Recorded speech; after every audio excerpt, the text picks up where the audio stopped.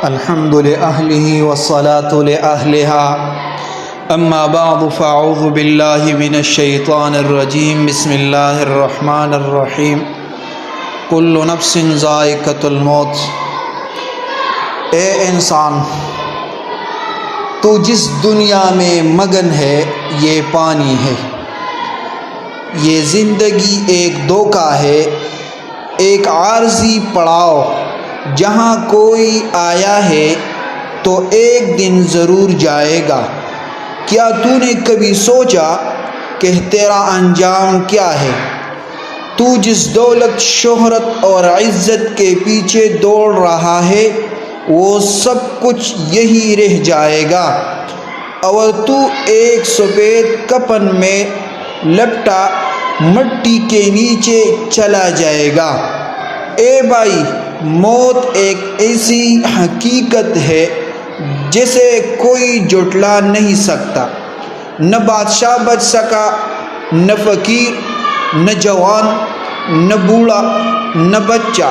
موت ہر ایک کا مقدر ہے، جس طرح قرآن پاک میں آیا ہے کل نفس ذائقۃ الموت، ہر جان کو موت کا مزہ چکھنا ہے۔ کیا تو نے کبھی قبرستان جا کر قبریں دیکھی ہے؟ کتنے ہی نوجوان وہاں لیٹے ہوئے ہیں، کتنے ہی ہنستے کھیلتے انسان مٹی تلے سو رہے ہیں۔ کسی کو وقت ملا، کسی کو وارننگ ملی نہیں، موت اچانک آئی اور سانس بند کر گئی۔ جب روح قبض کی جاتی ہے تو انسان کی آنکھیں کھلی کی کھلی رہ جاتی ہے، اور گھر والے اس کے چہرے پر سفید کپڑا ڈال دیتے ہیں۔ کل جس کی آواز گونجتی تھی آج وہ خاموش ہو جاتا ہے، کل جو بازاروں میں گھومتا تھا آج جنازے کی چارپائی پر پڑا ہوتا ہے۔ غسل دیا جاتا ہے، کفن پہنایا جاتا ہے، لوگ کہتے ہیں اٹھاؤ قبرستان لے چلو، اور چند لمحوں بعد انسان مٹی میں دفن کر دیا جاتا ہے۔